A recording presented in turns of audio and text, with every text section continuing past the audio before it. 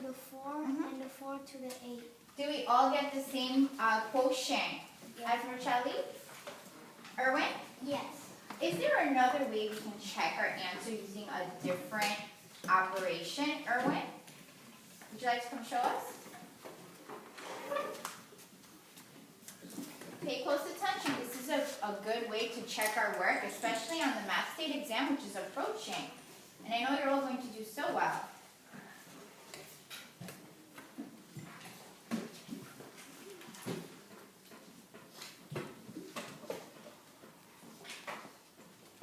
Erwin, can you explain what you did? Well, I used the inverse operation. Oh, I love the use of math vocabulary there. So it's multiplication. Okay, and can you explain the work? What did you do? Well, I did 8 times 4 equals 32, and then I did the commutative property of multiplication. Okay. 4 times 8 equals 32. And isn't the quotient correct? Yes. And the same? Yes. Right. Very nice job. Now, we're moving on to our last and final step of prof. And this is the written portion. Now keep in mind, boys and girls, we're learning how to solve one word problem in 4 different ways. That is awesome. And for the math state exam, that's really going to help you. You can learn how to solve one problem in 4 different ways. That's great.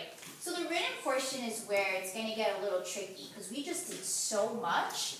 We have to put it all together, step by step, for our readers, whoever's going to read our papers, to understand what we did to solve the problem. So what I want you to do right now is take a moment and write down the steps that we've been taking to solve our problem. Remember to use transition words such as first, next, and last to explain our sequence of how we solved. And then we're going to turn and talk with our partner and compare our answers. Okay? I'll walk around.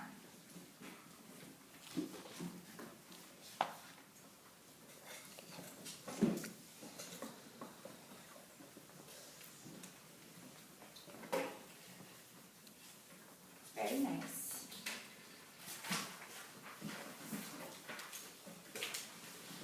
Erwin, I know that you want to do something with numbers one day in the future, so this is a good practice. It's good practice for you.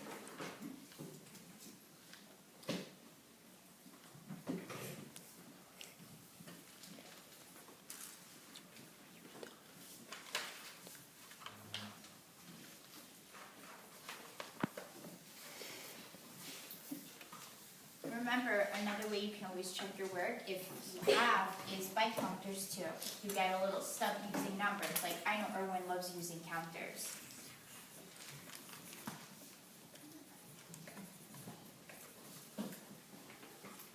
Wow, look at those pencils move. So many thoughts, I love it. Okay, I'm going to give you about another minute. Because we also have another step to solve. For our word problem, we only solved the first question. That was the division portion. Okay. Pencils down. Thank you. So now this is what I want you to do. Jaden, I want you to get in a little bit closer to Erwin. I'm going to scoot over next to you. So I want you to turn and talk, Marcelli and Erwin. You're going to first, this is what I like to call think, care, and share. It's a really cool strategy. So, we're going to compare the steps you took to solve the word problem. See if you missed out on anything. Then I want you to turn to your math rubric that we've all gotten used to using, like great mathematicians. And you're going to, based on the rubric, you're going to see if you're missing any steps and what you can do to improve. And then we're going to go over it together. Thumbs up if you understand the directions. Jaden, you and I get to work together. Sounds good? Awesome. I'm going to come around and check up on you as you're doing it. Make sure you have your math rubric open. Okay?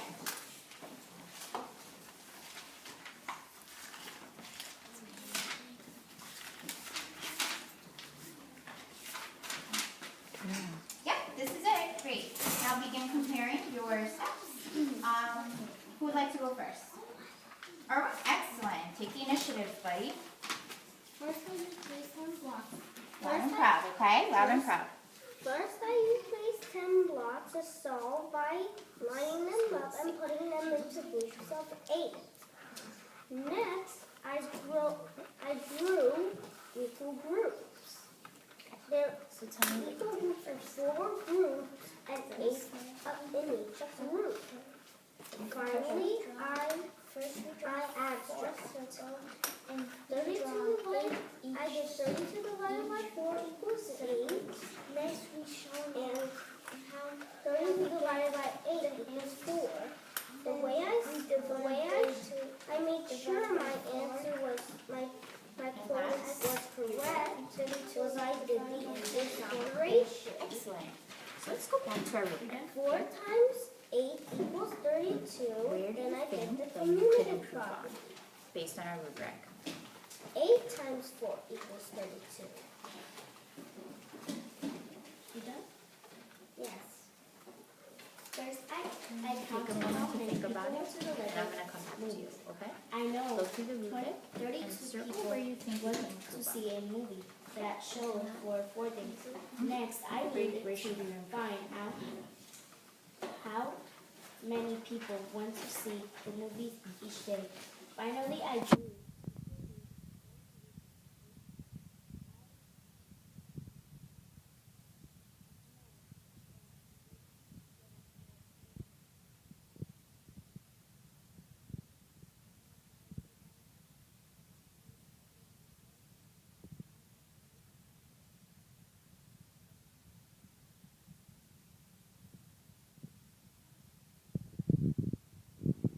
What I want you guys to do first is to self-assess. I want you to go back to your rubrics, okay? And I want you to go through the rubric. And we've done this together, so you know what the rubric has. And I want you to circle where you think you did a really nice job on, and where you think you can improve. And then when we share it as a group, we'll go back and fix our errors, okay? So Erwin, let's see. First, I know 32 people want to see.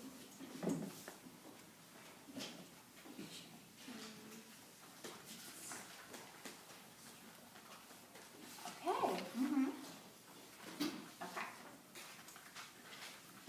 So, Erwin, I think that you thoroughly informed the reader about the step-by-step process for solving a problem. I think you did a really nice job at doing that. Okay, and your work is correct. How about you try using 2 to 3 math vocabulary words correctly to explain your math ideas? Why don't you go back to your steps and try to change some words by using math vocabulary.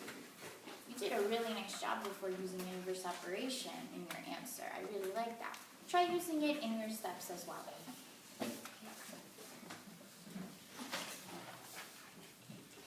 Jaden, I'll be right with you, okay?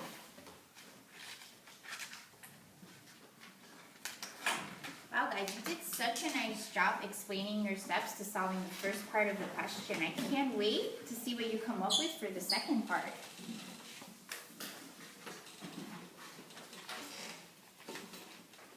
Okay, what did you decide on, Jaden?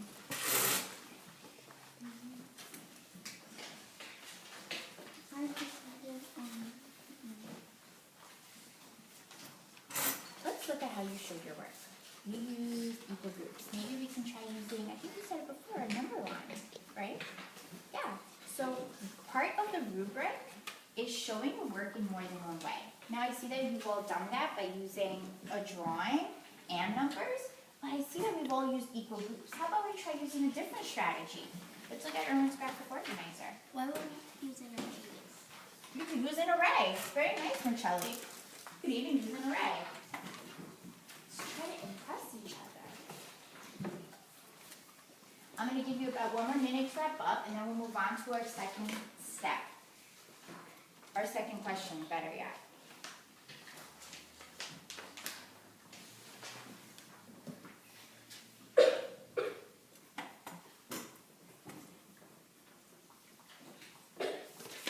Nice use of the number line, Erwin.